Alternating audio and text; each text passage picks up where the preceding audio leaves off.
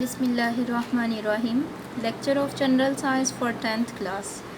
आज हम chapter number 8 start करेंगे और चैप्टर नंबर 8 जो है वो है करंट इलेक्ट्रिसिटी।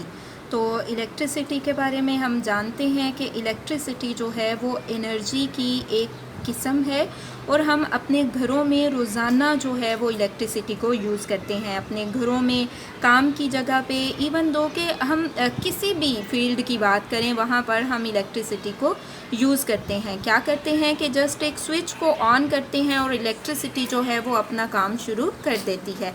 और इलेक्ट्रिसिटी को हम जो है वो 4 अहम तरीक़ों से इस्तेमाल करते हैं। लाइक हम इलेक्ट्रिसिटी जो है वो 4 अहम तरीक़ों से हमारे काम आती है। मसलन पंखों और बिजली की मोटरों और मशीनों को हरकत में लाती है। बल्ब, ट्यूबलाइट्स जो हैं और टेलीविज़न की सूरत में रोशनी मुहैया करती है। लाउड स्पीकर में आवाज़ और इलेक्ट्रिक आयरन हीटर और टोस्टर वगैरह में ये हरारत की शक्ल इख्तियार कर लेती है।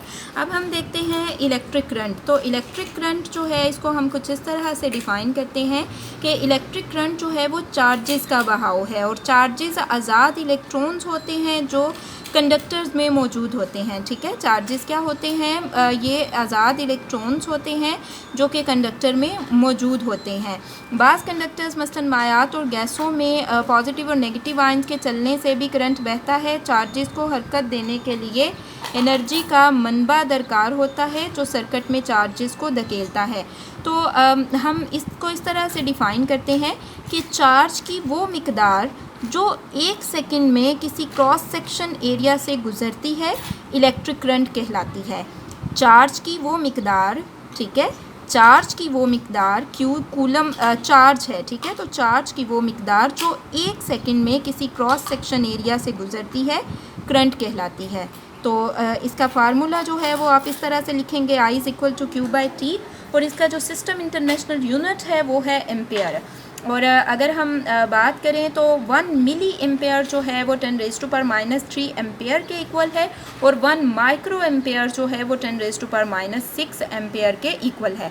नेक्स्ट हम बात करते हैं कन्वेंशनल करंट की। तो कन्वेंशनल करंट क्या है?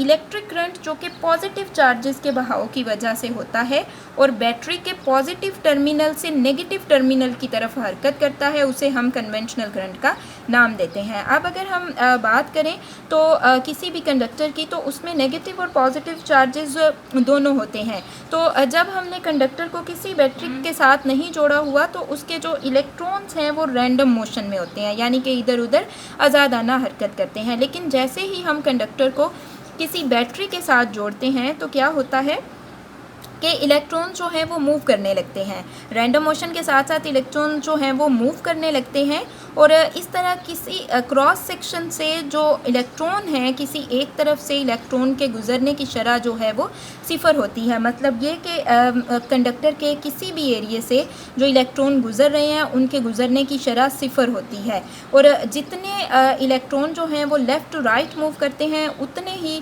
राइट टू लेफ़्ट मूव करते हैं। ठीक है, तो जितना नेगेटिव चार्ज एक सिमत में बहता है उतना ही पॉजिटिव चार्ज जो है वो मुखालिफ सिमत में मूव करता है। तो इसको हम एक एग्ज़ाम्पल की मदद से देखते हैं। सबसे पहले आप ये देखिए कि ये आपके पास जो है वो कोई बॉडी है ए और ये बॉडी है बी। जो ए बॉडी है उस पर जो चार्ज है वो है +10 कूलम और बी जो है उस पर जो चार्ज है वो है -10 कूलम। तो सबसे पहले हम बात करते हैं नेगेटिव चार्ज के ट्रांसफ़र होने के नतीजे में क्या कंक्लूजन निकलता है। तो जिस्म ए पर आप चार्ज देखिए तो +10 कूलम है। पहले हमने नेगेटिव की वजह से देखना है, तो इसमें से आप -4 जो है उसको माइनस करेंगे। तो इसी के साथ अगर आप इसको सॉल्व करें तो प्लस माइनस माइनस आ जाएगा, यानी -4 आ जाएगा। +10 में से -4 करेंगे तो हमारे पास +6 कूलम आ जाएगा। नेक्स्ट हम बात करते हैं जिस्म बी पर चार्ज की, तो जिसम बी पर जो चार्ज है वो -10 कूलम है, -10 कूलम है, इसमें से आप माइनस कीजिए -4 कूलम चार्ज, ठीक है, क्योंकि बी वाली जो बॉडी है उससे जो चार्ज है वो ए वाली बॉडी की तरफ मूव कर रहा है, इस वजह से हम इसमें से ये माइनस कर रहे हैं, तो माइनस माइनस यहाँ पे आपके पास प्लस में आ जाएगा और प्लस माइनस माइनस आ जाएगा और आपके पास ओवरऑल जो रिज़ल्ट है वो -6 कूलम आ जाएगा।